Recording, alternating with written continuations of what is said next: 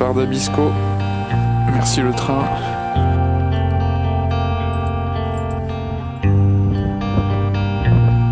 On est parti.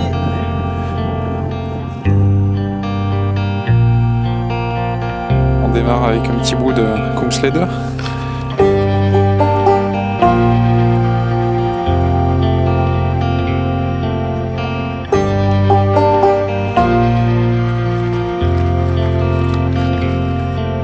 L'exotisme et le luxe absolu.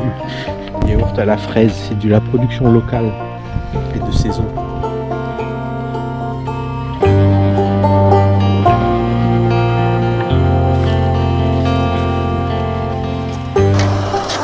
Le campement est posé. Ça marche, chef? Bah, il aime bien la Laponie, ça marche mieux qu'au Groenland. Bon fromage suédois. Voilà, on a combien là? 1 kilo. Bon, il est peut-être un peu jeune, tu le laisseras affiner. Il est pas congelé déjà, c'est bien.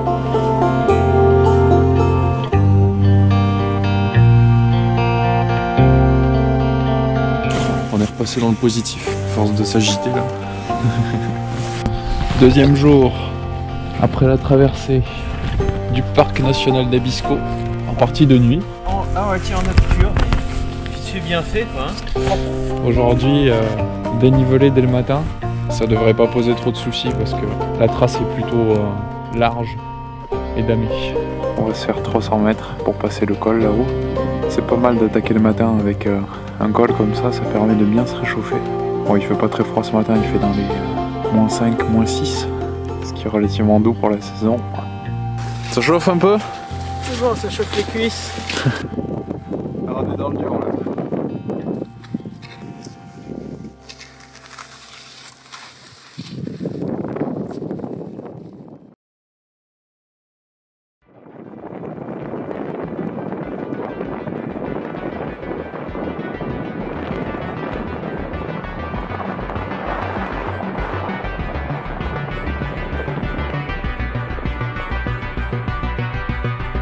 Je crois que c'est ce qu'on appelle un chemin de croix, non? C'est clair et net, tu peux pas te perdre.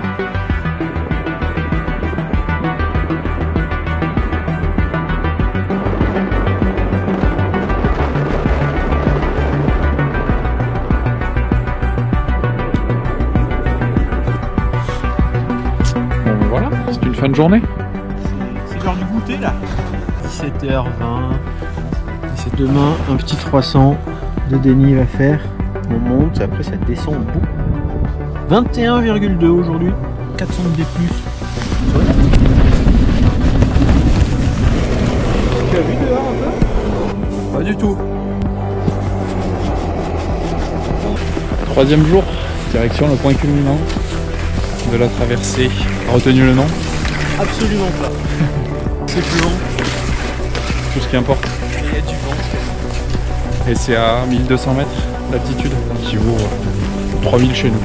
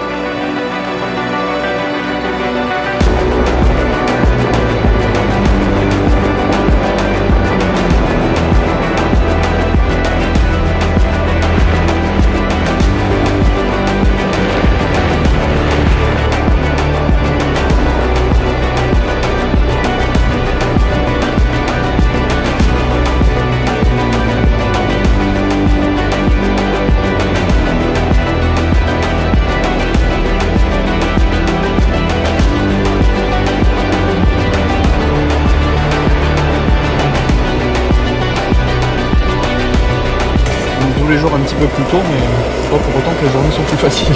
Les heures comptaient double aujourd'hui. Pas une seconde de répit. On a bien ramassé ce matin. Pas de fromage de la journée. Aïe aïe aïe, il se rattrape.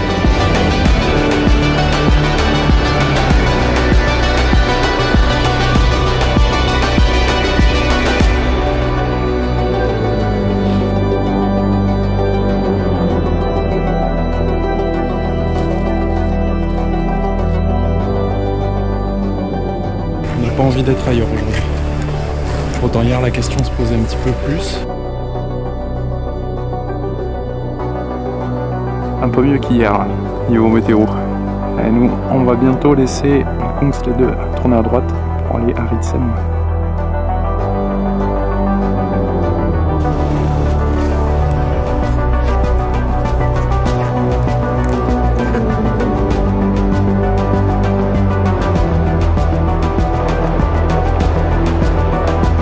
Bon, on va pas parler trop vite, on va pas le dire.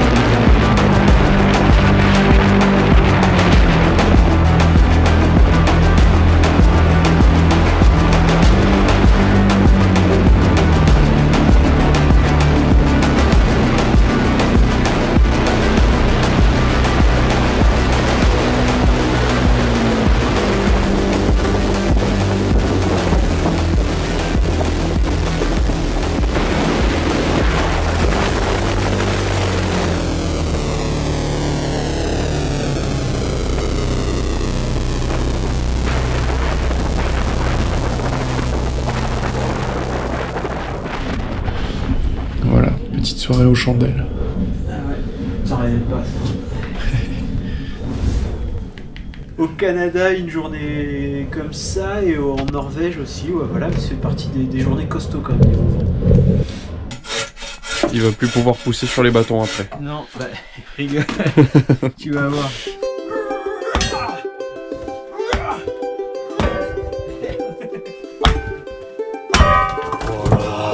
Il a fait ça toute sa vie. Le calme après la tempête.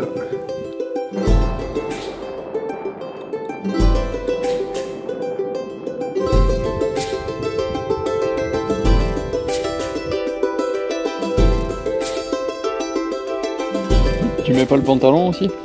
Presque. Là il fait que moins 18, on le met à partir de moins 20 le pantalon. Alors, ça fait longtemps qu'on n'a pas eu une pause déj comme ça.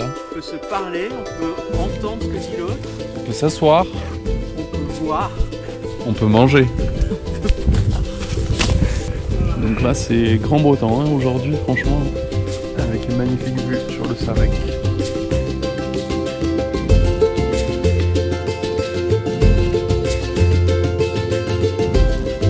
Montre-nous comment on fait un peu.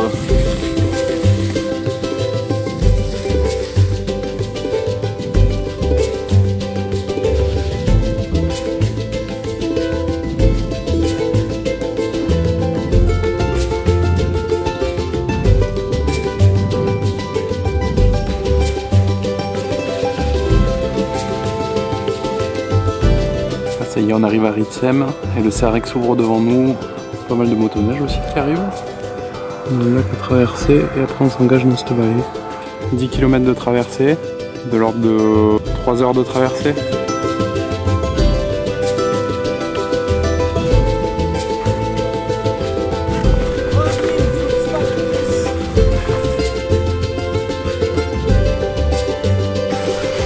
Il y a quelqu'un qui se fait tracter derrière la motoneige ou genre...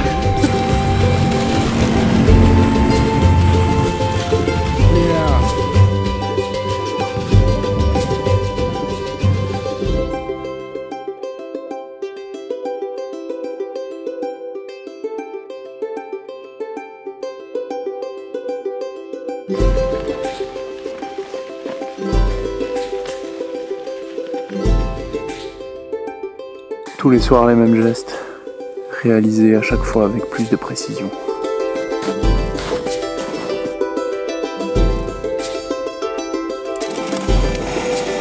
Voilà qui est bien.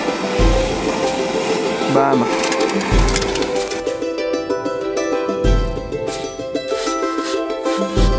Le givre de la nuit. Avec moins 10, moins 11 ce matin.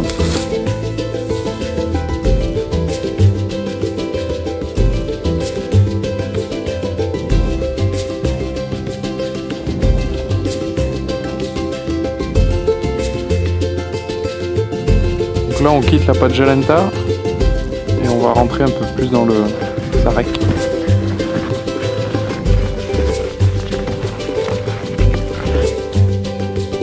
Du soleil, pas de vent, du fromage et du pâté.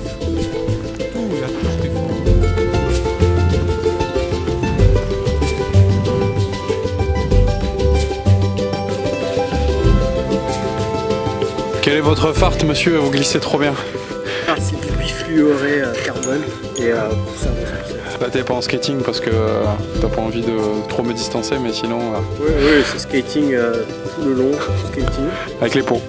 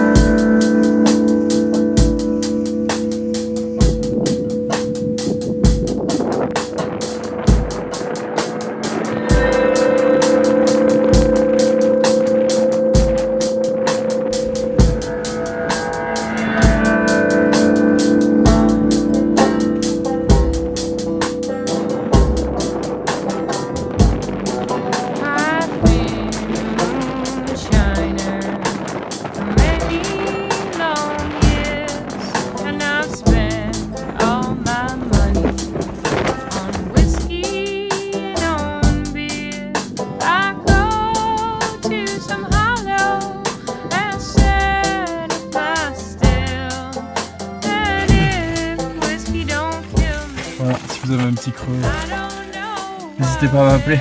Il est tellement volumineux qu'il emplit la tente à lui tout seul. Tu parles du sac? Non, de toi, tes épaules. Ah ouais, bah je sais. Ça, c'est les journées sur les skis à pousser comme un bœuf. Il a développé les... Comme un Johannes. Hier, on a fait ça. Ça, c'est le lac. On est rentré. On a bivouaqué là au pied du Niac. Aujourd'hui, on a remonté Routeswage. Vent de face, vent de face, vent de face, vent de face, vent de face. Jusqu'ici à peu près. Là, on est à peu près au milieu du Sarek. C'est écrit Sarek. Demain, tac, Birik. Là ou là ou là. Peut-être cette ascension. La sortie, un jour comme ça, le plus long possible. Jusque-là, sûrement. Le dernier 3/4 de jour, tac, tac, tac. Bus. Camionnettes.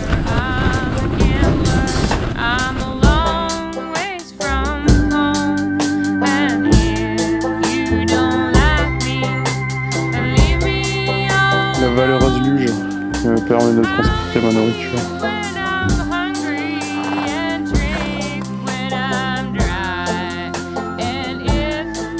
Petit passage technique du jour. Là on a un dévers sur 500 mètres, 600 mètres pour rejoindre le lac de Biarritz. Faire une petite ascension cet après-midi.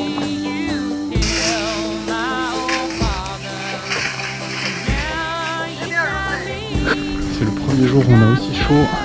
À l'ombre il fait toujours négatif, mais avec le soleil, très peu de vent, voire pas de vent, la température grimpe.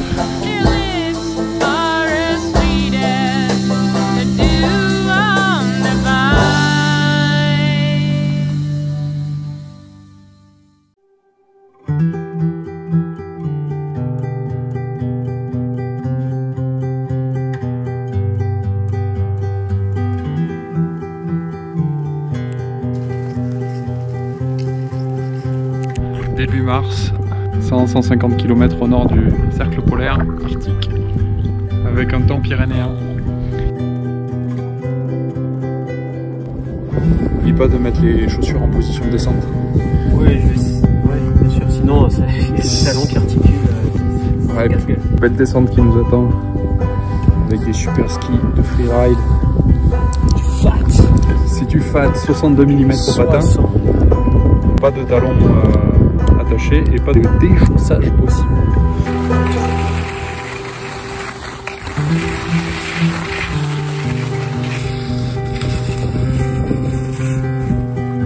On va la refaire, il fallait que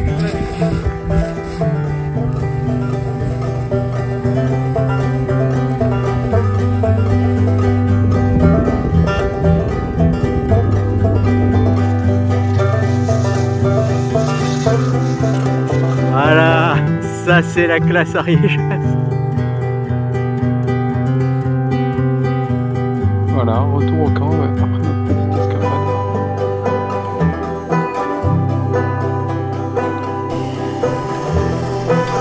C'est celle-là qui est ouverte, hein? Légèrement plein. À force de faire des 3-6. C'est le dernier backflip là, je l'ai mal posé. Et... ça pardonne pas. Non, en cuir c'est l'esprit originel. Hein.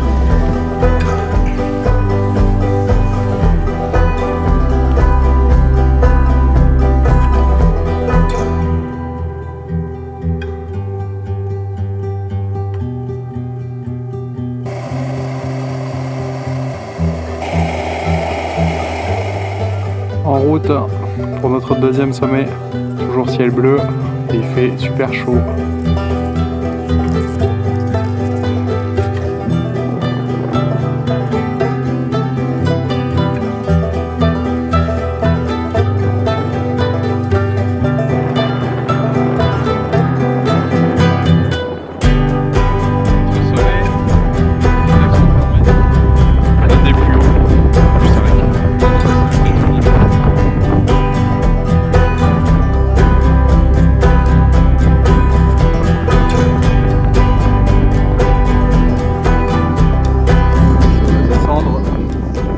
De la lumière avec une chaussure à moitié cassée, une neige de rêve, un doigt qui a pris une petite coupure.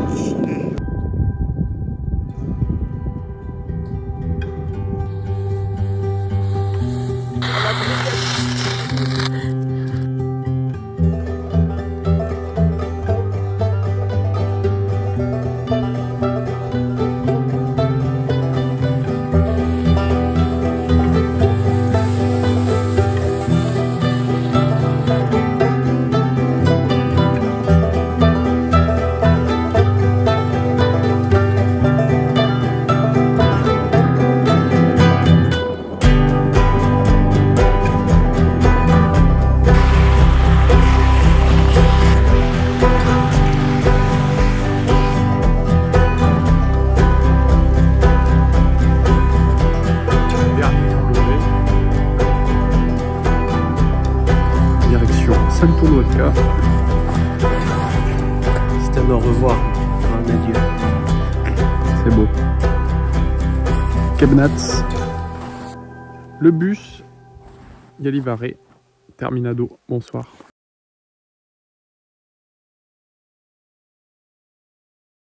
Ce bipède se dirige, mais que va-t-il chercher? Qu'a-t-il à la main? Pourquoi cherche-t-il la solitude? Il semble déterminé.